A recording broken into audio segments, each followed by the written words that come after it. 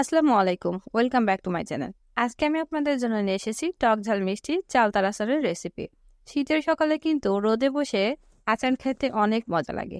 তো আজকে আমি আপনাদেরকে সহজ রেসিপিতে কিভাবে চালতার আচার বানানো যায় সেটাই দেখাবো। তো চলুন কথা না বাড়িয়ে আমরা মূল ভিডিওটি শুরু করি।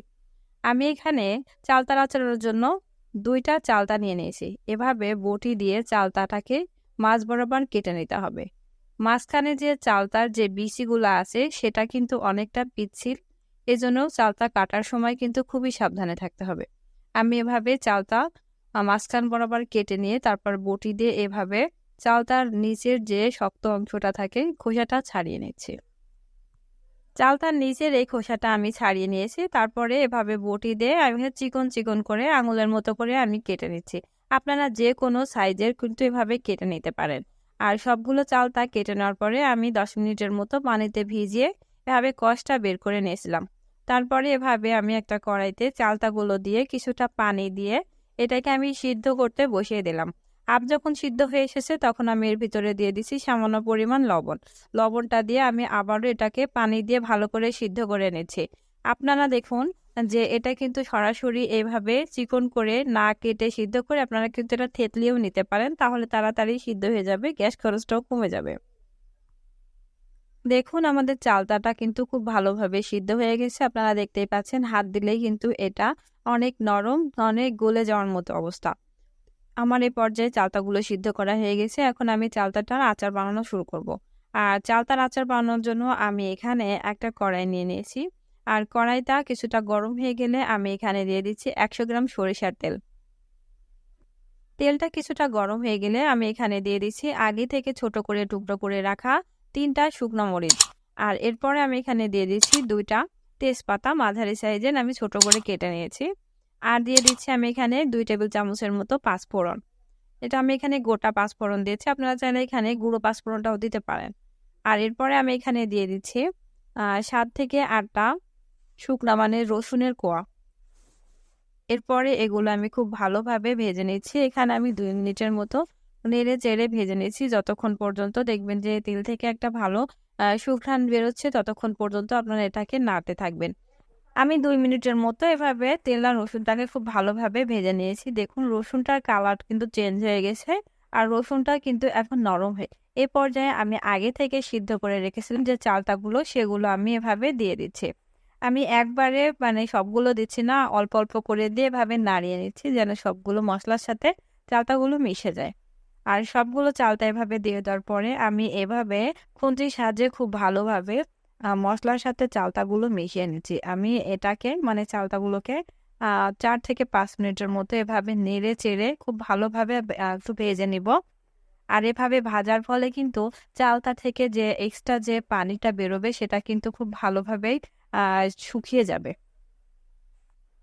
4-5 মিনিটের মতো আমি এভাবে চালতাগুলো খুব ভালোভাবে তেলের সাথে মিশিয়ে নিয়েছি আর এটাকে এভাবে পানি শুকিয়ে নিয়েছি। 4-5 মিনিট পরে এভাবে ভাজার পরে আমি এখন এখানে দিয়ে দিচ্ছি 300 গ্রামের মতো চিনি। আপনারা এখানে চিনির পরিবর্তে খেজুরের গুড়টাও ইউজ করতে পারেন। তবে চিনি দিলেও যে কালার হবে, আবার খেজুরের গুড় দিলেও সে একই কালার হবে। তো চিনিগুলো দেওয়ার পরে আমি এভাবে চালতাগুলোর সাথে চিনিটা খুব ভালোভাবে মিশিয়ে নিচ্ছি। আর নাড়তে নাড়তেই দেখবেন যে চিনি দেওয়ার পরে এটাতে কিন্তু চিনি গলে পানি বের হয়ে আসবে। আর চিনি দেওয়ার পরে কিন্তু এটা অনবরত নেড়ে দিতে হবে, না হলে কিন্তু চিনিটা নিচে পুড়ে যাবে। দেখুন কিছুক্ষণ নাড়ার পরে কিন্তু আমার এভাবে চিনি গলে পানি বের হয়ে এসে, আর এখন আমি এখানে দিয়ে দিচ্ছি কিছুটা লবণ। আমি এখানে 2 টেবিল চামচ লবণ দিয়েছি। আচারে কিন্তু অনেক বেশি লবণ দেওয়া যায় না, তারপরেও একটু ব্যালেন্স রাখার জন্য দিতে হয়। আর এরপরে আমি এখানে দিয়ে দিচ্ছি 1 টেবিল চামচ হলুদের গুঁড়া, 1 টেবিল চামচ ধনিয়া গুঁড়া।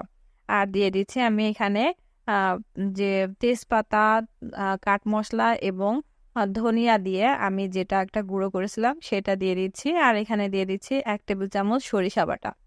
সবগুলো মশলা এভাবে দিয়ে দেওয়ার পরে আমি এভাবে খুন্তির সাহায্যে খুব ভালোভাবে এই চালতার সাথে মশলাগুলো খুব ভালোভাবে মিশিয়ে নিচ্ছি। দেখুন আমার কিন্তু চিনিটা কিন্তু গলে গেছে আর চিনির পানিটা ছাড়ার পরেই কিন্তু আমি মশলাগুলো দিয়ে দিয়েছি। তারপরে আমি এভাবে মশলাটা মিশিয়ে নিয়ে অনবরত অল্প আছে নাড়াতে হবে। আমি কিন্তু ওই সবগুলো মশলা দিয়ে দিছিলাম কখন, যখন চিনির পানিটা হালকা গলতে শুরু করেছিল তখনই কিন্তু আমি লবণ, হলুদ, মশলা যে সকল আছে সেগুলো কিন্তু আমি সবগুলো দিয়ে দিয়েছিলাম। আর মশলাগুলো দিয়ে দেওয়ার পরে এভাবে খুব ভালোভাবে মিশিয়ে নিতে হবে। আর মশলাগুলো দেওয়ার পরেই কিন্তু আচারের কালারটা চেঞ্জ হয়ে যাবে। দেখবেন যে চালতার আচারটা এই যে মামার দোকানের মতো যেরকম করে লালচে কালার হয়, সেটা যদি করতে হয় তাহলে কি করতে হবে, চিনি গলে যাওয়ার সাথে সাথে মানে হাফ যখন চিনি গলে যাবে তখনই মশলাটা দিয়ে দিতে হবে, তাহলে কিন্তু চালতার আচারটা একটু লালচে কালার দেখাবে। দেখুন আমি মশলাগুলো খুব ভালোভাবে চালতার সাথে এভাবে মিশিয়ে নিয়েছি। আর চিনির পানিটাও কিন্তু এর ভিতরে অনেকটা শুকিয়ে এসেছে। এখন আপনারা কে কতটুকু মানে ঘনত্বটা রাখবেন সেটা কিন্তু আপনাদের উপর ডিপেন্ড করে। দেখুন আমাদের চিনির পানিটা শুকিয়ে গেছে। আমি এখন আর অল্প একটু নেড়ে চেড়ে এটাকে আর একটু শুকিয়ে নেব। যেহেতু চালতাগুলো আগে থেকেই সিদ্ধ করে নেওয়া ছিল, এজন্য এক্সট্রা ভাবে চালতাগুলো আরো একটু সিদ্ধ করার কোনো প্রয়োজন নাই। এতেই কিন্তু চালতার আচারটা অনেক বেশি ভালো থাকে আর এটা খেতেও কিন্তু অনেক মজার হয়। দেখুন আমাদের চালতার আচারটা কিন্তু বানানো কমপ্লিট হয়ে গেছে আর চিনির পানিটাও কিন্তু শুকিয়ে গেছে।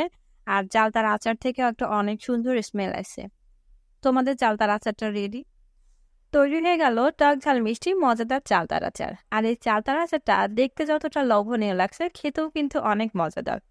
আর এই চালতার আচারটা এভাবে যদি আপনারা আমার রেসিপি অনুযায়ী বানিয়ে থাকেন তাহলে কিন্তু বাসায় কোনো রকম ফ্রিজের ভিতর রাখা ছাড়াও আপনারা সচরাচর বাসায় যেভাবে রাখেন সেভাবে রেখেও আপনারা 6 থেকে 7 মাস অনায়াসেই খেতে পারবেন।